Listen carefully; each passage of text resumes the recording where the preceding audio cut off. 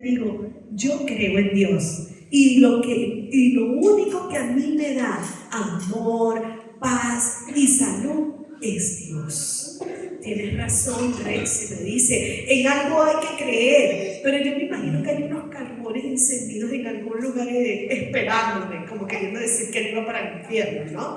Y entonces yo le digo, no digas eso, amigo, no lo digas. Que Dios, o sea, yo le digo, tú no tienes pinta de eso, no tienes cara de eso. Mira, te voy a decir que hay un lugar especial donde tú puedes buscar a Dios. Entonces quedamos al pendiente de que Él iba a venir a la iglesia, que lo voy a traer en el nombre poderoso de Jesús, que para Dios no hay nada imposible. Entonces, definitivamente esa afirmación de que en algo hay que creer es mucho más profunda. Nosotros fuimos diseñados por Dios para tener una faltante de algo. O sea, no hay nada en el mundo que pueda dar tanto placer o tanta felicidad que te pueda llenar como la presencia de Dios. Cuando tú llegas a ese nivel de llenarte con el Señor, a pesar de las relaciones interpersonales, porque son importantes, es importante que nosotras nos relacionemos con nuestra familia, que vengamos a la iglesia, que tengamos amigas, que nos relacionemos bien en el trabajo, que tengamos relaciones financieras, pero muy a pesar de todo eso, nada te va a llenar. Siempre va a haber un lugar muy importante que en tu vida y en tu corazón que eso no puede llenar. Dios, mueve a tu hermana y al lado y dile, Dios te hace completamente feliz. Te llena, dile, solamente Dios te hace llena. Muy bien, entonces vamos ahora sí a entrar en este texto de Lucas, capítulo número 8, del 40 al 56. Sí, vamos a ver. Aquí el Señor Jesús venía de hacer una gira, de visitar varias ciudades y pueblos. Ya el Señor Jesús estaba haciendo señales, milagros y llega a Galilea. Y cuando llega a Galilea ocurre algo especial.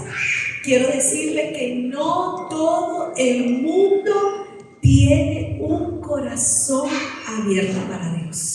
El Señor Jesús ya había pasado por algunas aldeas o ciudades en las cuales había sido rechazado, pero en Galilea pasaba lo contrario. ¡Qué espectacular! Yo no sé cuántas de ustedes les gusta recibir visitas en la casa. Levanten la mano. A casi todos. Nos encanta que nos vayan a visitar, preparar un cafecito, una tartita, una merienda, hasta invitar a comer, a cenar. Y aquel esfuerzo porque sea el mejor momento del mundo en tu casa. Pues yo digo que en Galilea pasó algo muy especial cuando el Señor Jesús llegó allí. Sí, en Lucas 8:1 dice: aconteció después que Jesús iba por todas las ciudades y aldeas predicando y anunciando el evangelio del reino, y los 12 con él, y algunas mujeres que habían sido sanadas de espíritus malos, ¿ok? Y de enfermedades. María, que se llamaba Magdalena, de la que habían salido 7 demonios. Juana, mujer de Chuza, intendente de Herodes, y Susana, y otras muchas que le servían de sus bienes. ¡Qué interesante!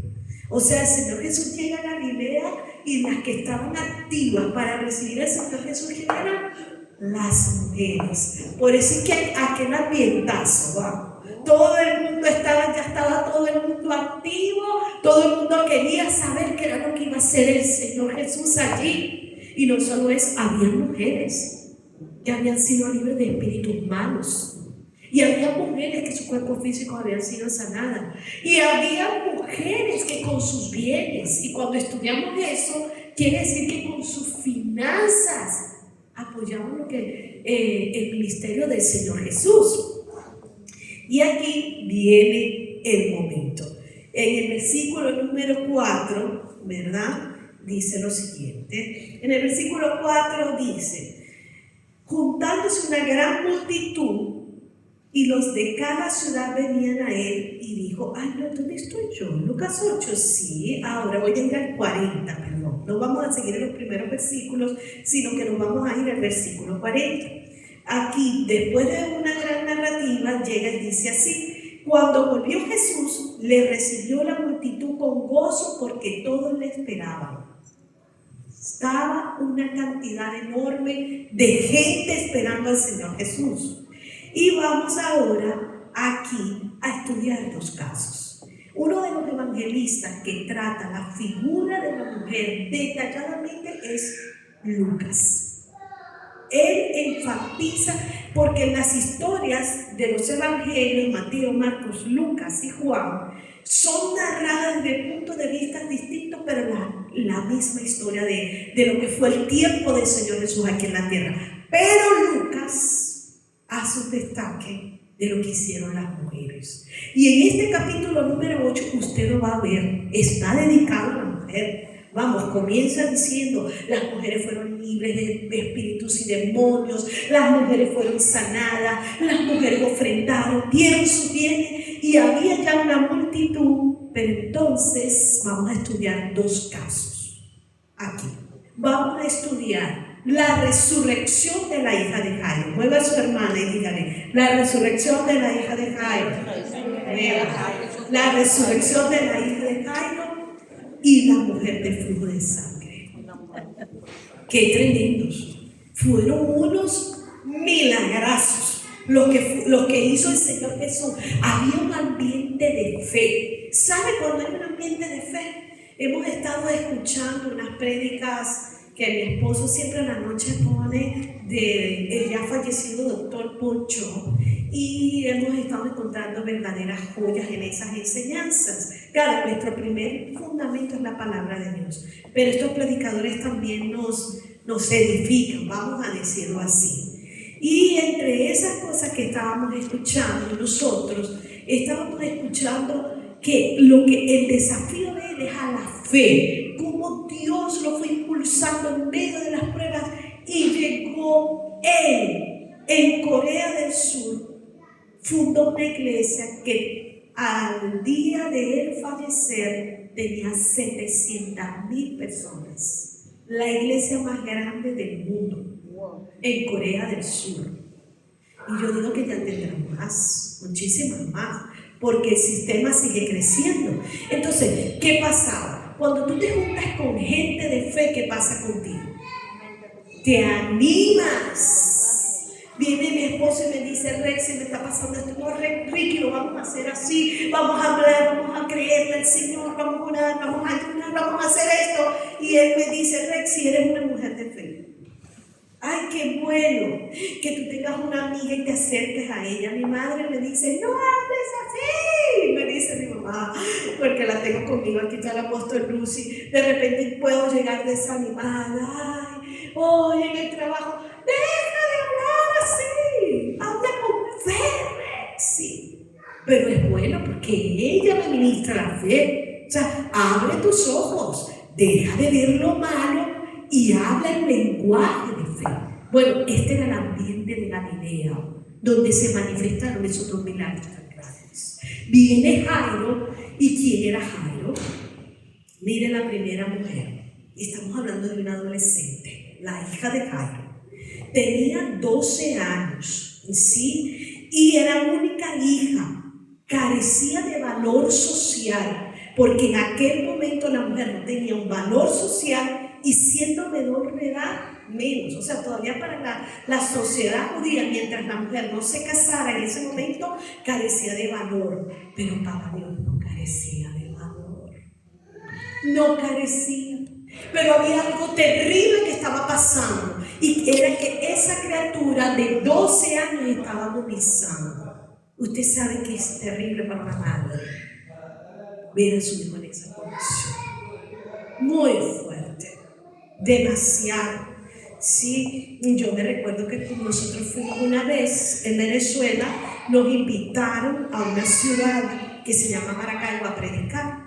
Es una ciudad petrolera, por lo que esa ciudad, en su ambiente hay mucha contaminación en general, porque pues se maneja la industria petrolera muy cerca de la ciudad, demasiado. Entonces, eso trae una contaminación fuerte. Y Ron se sentía mal. Y yo llegué y ella se tomó una pastilla Le dimos una pastilla, un analgésico para que ella se lo pudiera tomar. Y mi hija empezó a convulsionar con esa pastilla. En una ciudad donde no conocíamos a nadie, en una ciudad donde no sabíamos a dónde quedaban los hospitales, salimos y yo decía, ¡ay, Señor, mi hija, ayúdanos! Y Ricky enciende el coche sin saber a dónde íbamos. Y cuando salimos, nos hemos encontrado una policía. Y la policía nos dijo, los vamos a llevar a la clínica más cercana. Unos ángeles que Dios mandó. Y nosotros seguíamos a la policía, rapidísimo la policía, nosotros atrás de la policía hasta que llegamos a la clínica. Cuando llegamos a la clínica, la que dejaron al hospital, a la que dejaron entrar, fue a mí a la urgencia con Rose, y Rose estaba temblando. Y yo lo que sí me decía, mamá, me tiemblan las piernas, pero yo, la sangre de Cristo tiene poder, recitando la palabra de Dios, recitando el Salmo 91 en la urgencia, hablando la palabra de Dios, llorando, orando. Ella salió de la crisis. Pero todo fue un choque químico de unos medicamentos, estuvo malísima en ese momento. Y Dios le dio la vida. Gracias al Señor por eso. Y yo agradezco a Dios porque yo sé que Dios tiene propósitos grandes con mi hija mayor. Pero la hija de Jairo tenía 12 años. Por decirle que son momentos desesperantes. Y Jairo, ¿quién era Jairo? Era el principal de la sinagoga, era un miembro prominente de la sociedad judía y además, siendo judío, se acerca al Señor Jesús. Eso estaba vetado para los judíos. Pero Jairo estaba tan quebrantado al saber que su hija estaba agonizando que se fue directo a hablar con el Señor Jesús. Vamos a leer el versículo número 41 y 42. Entonces vino un varón llamado Jairo, que era principal de la sinagoga, y postrándose a los pies de Jesús, imagínense el desespero, se arrodilló, se derrumbó ese padre delante de la presencia del Señor Jesús y le rogara que entrase a su casa, porque tenía una hija única como de 12 años que se estaba muriendo, y mientras iba la multitud le oprimía. Entonces este hombre tuvo un acto de adoración y de entrega a Dios. Se postró. ¿Qué significa postrarse? Estar quebrantado, reverenciar, adorar, una sumisión, derrumbarse, caerse de rodillas, caer en las ruinas. Es el original, está conectado con la palabra griega proskuneo, que significa adorar a Dios. En medio de la prueba, Jairo se arrodilla, adora al Señor y le ruega que por favor sane a su hija. ¿Sabe lo que es rogar? Es suplicar fervientemente. Todos los días nosotros no tenemos momentos de ruegos. A veces llegamos, ay Señor, buenos días, ay Padre, gracias. No es que esté mal. La oración es una disciplina. Teniendo, no teniendo ganas, nosotros hablamos con Dios. Pero cuando tú estás en el nivel de rogativa, de súplica, eso es otra cosa. Tú estás derrumbado, tú estás en la presencia de Dios pidiendo que Él intervenga con poder. Dice el Salmo 61, 1 y 2, oye, oh Dios, mi clamor, a mi oración atiende. Mira qué lindo. Desde el cabo de la tierra clamaré a ti. Cuando mi corazón desmayare, llévame a la roca que es más alta que yo. Cuando el corazón es una gelatina y usted está en la presencia de Dios, pidiéndole que le responda y que eso pueda venir a su favor. Después de esto, nos vamos a ir al versículo número de Lucas 8:49, porque aquí hay como una ruptura en las historias. Vamos a ir a Lucas 8:49. Está Jairo, está de rodillas, le está suplicando a Cristo y le vienen a dar la noticia que no quería escuchar. Lucas 8:49. Estaba hablando cuando vino uno de la casa del principal de la sinagoga a decirle, tu hija ha muerto. No molestes más al maestro. Si ya estaba mal, imagínense cómo se puso. Yo no sé, pero Y yo personalmente he vivido momentos que me han dado noticias duras. ¿Y sabe qué me ha dado? Se me quita el sonido normal. Me ha venido así como una cosa, como que estoy escuchando a las personas. Yo metida en una burbuja y una sombra así, un choque emocional. Cuando te da ese tipo de choque emocional que las personas hasta se desmayan. Pues a mí me ha pasado. Me ha pasado 2 veces cuando he recibido unos impactos de unas noticias. Imagínense Jairo allí. Y lo más bonito es que el Señor ya lo había escuchado. En el 50 le dice, oyendo Jesús le respondió, no temas, cree solamente, serás salva. Imagínate, le están diciendo que se murió. Y resulta que el Señor le dice, no temas, va a ser salva. Tal vez Jairo se hizo muchas preguntas en su mente, pero recibe el consuelo de Dios. Dios nunca te deja sin consuelo. Qué bello cuando el Espíritu Santo te abraza y te consuela delante de ese tipo de noticias. Pero quiero decirles algo, este milagro ocurrió en la intimidad. ¿Por qué? Porque Dios hace milagros en nuestra intimidad y hay otro tipo de milagros que son publicados. Este milagro de la hija de Jairo fue en intimidad. ¿Por qué? Porque viene el número 51, dice, entrando en la casa, no le dejó entrar a nadie consigo. ¿Quiénes entraron a la casa? Entró Pedro, Jacobo, Juan, el padre y la madre de la niña y el Señor Jesús. 6 personas. Ahí no había más nadie. Más nadie. Y ocurre el milagroso. La niña es resucitada. ¿Por qué en intimidad?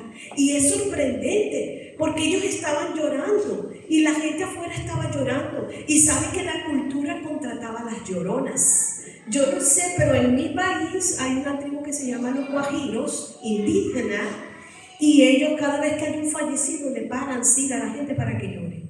¿Por qué? Porque es un concepto cultural de que si tiene gente llorando y gritando es porque fue muy amado y lo necesitan. Pues eso pasa ya entre las tribus. Pero aquí también pasaba, ¿qué tal? En los tiempos del Señor Jesús estaban llorando, pero eran las lloronas de profesión, las que entraban a llorar y le pagaban, ¿sí? Para demostrar la estima. Y cuando sale, Pedro le dice, Pedro, qué fuerte, el apóstol Pedro le dice en el 52, no lloréis más, no está muerta, sino que duerme. Y la gente que hizo se burló, la gente en consecuencia de la incredulidad, pero bueno, ¿qué está diciendo eso? ¿Cómo que está viva? Pues que el Señor Jesús tomó a la muchacha y la levantó. Y luego de eso, de que la levantó, el Señor Jesús le dijo, deben de comer. Y sus padres quedaron atónitos, dice el versículo 56, atónitos en el versículo 56. Un milagro hecho en la intimidad. ¿Cuántos milagros Dios no ha hecho en tu intimidad? ¿Cuántas liberaciones no has recibido que has sido tú tratada directamente con el Señor? Y que se refleja solamente cuando tú ves a la persona y dices, wow, ¿qué le pasó? Aquí pasó algo. Solo la persona y Dios lo sabe. Porque hay situaciones íntimas de trato personal con el Señor. Y ahora vamos a ir al otro caso, al número 2, la mujer del flujo de sangre. Vamos, qué historia. Esta sí es fuerte también, pero esta era una historia pública. Había una mujer, ¿verdad?, con un flujo de sangre. Vamos al 43. Lucas 8:43. Pero una mujer que padecía de flujo de sangre desde hacía ¿cuánto? 12 años. ¡Qué casualidad! La niña tenía 12 años. Y la mujer del flujo de sangre tenía 12 años padeciendo de la misma enfermedad. ¿Saben lo que significa el número 12 en la palabra del Señor? El número 12 simboliza el gobierno de Dios, autoridad, perfección, estructura completa del pueblo de Dios. Frecuentemente se usa para cerrar ciclos. O sea, lo que parecía la muerte de una niña era el comienzo, se cierra un ciclo y vuelve a nacer. Y lo que parecía la destrucción de esa mujer, 12 años sangrando, 12. Imagínense eso. Y ya les voy contando. Posiblemente era una hemorragia crónica, un trastorno ginecológico o algún problema de coagulación de la sangre. Lo cierto es que no había medicina. No había medicina. Lo que le comenté a mi compañero de trabajo, el dinero no compra la salud. No la puede comprar. No había medicina. Dice la Biblia que ella se había gastado todo en médicos. Absolutamente todo. En médicos. No le quedaba nada. Y estaba peor. Es lo que dice, cuando usted lee la historia de la mujer del flujo de sangre en el Evangelio de Mateo, usted va a encontrar que dice que ella estaba peor. ¿Y sabe qué? Que ella era rechazada por la sociedad. ¿Por qué? Porque cuando una mujer menstruaba o tenía la regla, según el libro de Levíticos, era inmunda. Y ella no se podía acercar al pueblo, ni podía entrar a la sinagoga. Entonces imagínense 12 años completos apartada del pueblo, apartada de entrar a la sinagoga. En Levíticos 15:27 dice: la mujer cuando siguiera el flujo de sangre por sus muchos días y fuera el tiempo de su costumbre, o sea, de su menstruación, cuando tuviera el flujo de sangre más de su costumbre, todo el tiempo de su flujo será inmunda. Una mujer marginada, una mujer rechazada socialmente, una mujer débil físicamente, totalmente débil. Y la fe de ella no le importó nada. No le importó ley, no le importó nada. Se metió en aquella multitud a pelear y ella decía: si tan solo tocar el borde del manto del Señor Jesús voy a hacer sanada. Y según aquella ley, los que la tocaban estaban inmundos, no le importó. Quién sabe si se arrastró, quién sabe cómo se metió en aquella multitud, pero logró tocar el borde del manto del Señor Jesús. Y el Señor Jesús se detiene y dice: ¿quién me tocó? Lo publica. Poder ha salido de mí. Y Pedro dice: ay, Señor, pero si esto es una multitud, todo te toca. No, era la fe activa de aquella mujer, que todos lo estaban tocando, pero ninguno con aquella fe que esa mujer tenía. Sí, y cuando se le acerca en el versículo 45, entonces Jesús le dice: ¿quién es el que me ha tocado? Y negándolos todos, dijo Pedro, los que estaban con el maestro, la multitud te aprieta y te oprime y dice: ¿quién me ha tocado? Es que alguien me ha tocado, porque yo he conocido que ha salido poder de mí. Cuando usted busca esa palabra poder, en el griego es dunamis, y significa el poder de hacer milagros. Y cuando la mujer lo vio, que había sido oculta, dice que se levantó temblando, imagínate. O sea, ella estaba al suelo. Y si tocó el borde del manto, yo me imagino era que la tela venía arrastrando, ella y toca el borde del maestro. Y él dice: ella se levanta. Estaba en el suelo, se levanta y vino temblando y postrándose a sus pies le declaró delante del pueblo que ella era. Y al instante había sido sanada. ¡Wow! Una sanidad instantánea a causa de la fe. Bueno, 12 años de enfermedad, una quiebra financiera, no podía tener hijos, no podía tener marido, estaba marginada socialmente, no era aceptada en la sinagoga, y en un instante fue sanada por la fe. En un instante. ¿Y sabe qué? Que además de ese instante, ¿por qué el Señor la exhibe y la manifiesta? Exhibir es una reacción del Señor Jesús. ¿Por qué? Porque era necesario que el pueblo supiera que ella ya no era inmunda. El pueblo lo tenía que saber, porque ya iba a poder caminar, ya iba a poder hablar con la gente, ya iba a poder pasar muchísimas cosas. Y el Señor le dice algo más interesante, le dice: hija, tu fe te ha salvado, ve en paz. El Señor Jesús no quería ridiculizarla, sino que quería resarcirla. El Señor Jesús no quería avergonzarla, lo que quería era reivindicarla. Y el resultado sería la reinserción espiritual y social de aquella mujer que había sido marginada por tanto tiempo. Entonces hay milagros como el hijo de la hija de Jairo que ocurren en la intimidad, y hay milagros que necesitan ser publicados. Y a veces Dios te exhibe y tú dices: Señor, qué vergüenza tan grande siento. ¿Por qué me está pasando esto a mí? Porque Dios necesita hacer pública tu fe. Y cuando tú aceptas, ¿sí? Pasamos vergüenzas. En algún momento yo decía: ¡qué humillación, Señor! ¿Qué es esto, Padre? Dios quería hacer un milagro más grande. Y ese testimonio tenía que ser publicado. Para mi bendición y la bendición del pueblo de Dios. Así que yo quiero que te pongas sobre tus pies.